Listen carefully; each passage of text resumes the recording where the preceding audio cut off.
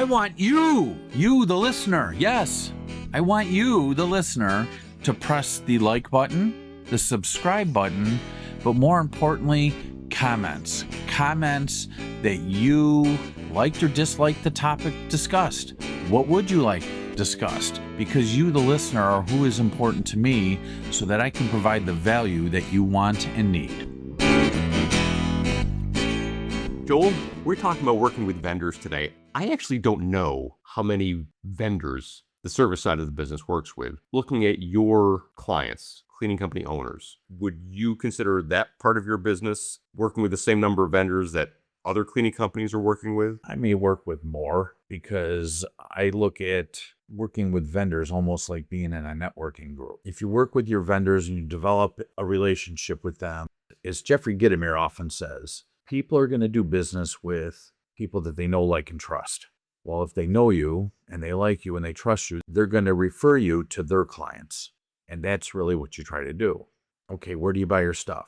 But that's not the only vendor you have. Mm-hmm. But let's start with that one. Let's say that you have two different vendors. You buy the chemicals, the materials, the equipment that you use. If you go online and purchase something from an online company, Mm-hmm.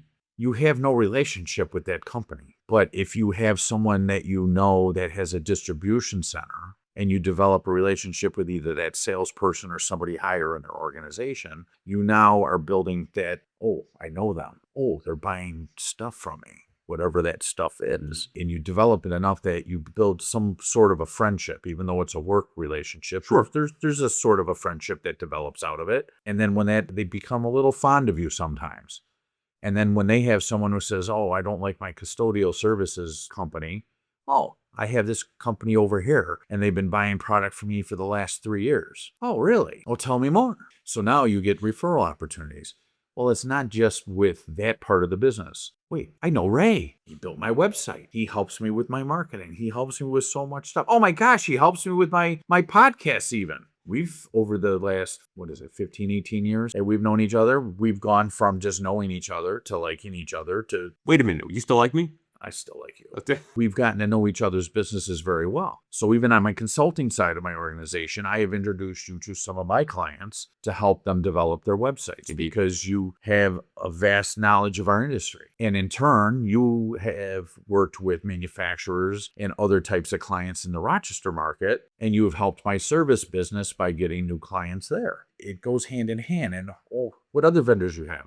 Oh, most of us have a payroll company. And do you develop a relationship with that payroll person? We all have to have insurance. If you have business insurance, I'm sure that your insurance carrier also has relationships with other businesses. And if you go to a point where you have a 401k program for your staff, if they do it for you, they probably do it for other companies. Oh, and then I have an accountant. Oh, and then I have an IT company. So in your explanation, which probably was less obvious before you started laying out who some of those people were, I am willing to bet that some of our listeners were thinking, the place I buy my chemistry, the place I buy the cleaning materials, the place I get my microfibers. Your thinking around this isn't just the most obvious, the material things that I purchase. It's what services, what other professional relationships do I have? Who am I calling on? Let's also make it clear, if I go through my checking account, who am I paying? Yeah, who are you writing a check to? Where is your money going? And if you don't have a relationship with them because you're using online services, how much work are you getting from those online services coming back at you?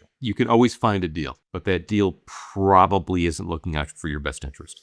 Right. So if your accountant is able to introduce you to one or two companies a year that may need your services, or they happen to be on the board of directors somewhere and they're looking for a cleaning service, do you think that you might give you a little bit of a opportunity to increase the size of your business? Now that means you have to do a good job first. You have to do a good job first, and that's the know, like, and trust. And if you're doing the right things and you're growing your company and you're building those relationships, because let's say that one of the vendors that you're purchasing a service to help support your business all of a sudden kind of goes south sour on you and isn't providing the level of service that you want. Mhm. Well, if they're also not referring you anybody, but somebody else wants your business and they're a little bit more expensive, but they tell you that, hey, I have somebody who needs your service, or hey, we need your service. Well, heck, I'm going to change. If my business relationship with someone's gone a little sour, I'll switch knowing that at the bare minimum, they're giving me one client. It's one more than the relationship that's soured. Right. So I'm willing to take that chance.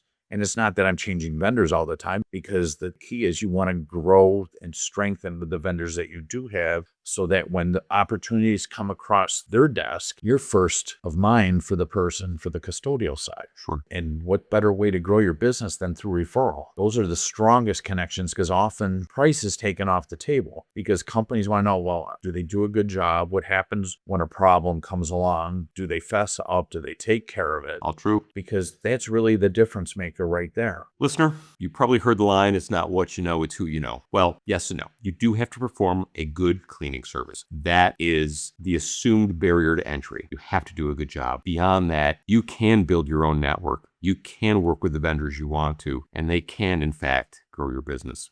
I don't know a better networker than my friend Joel.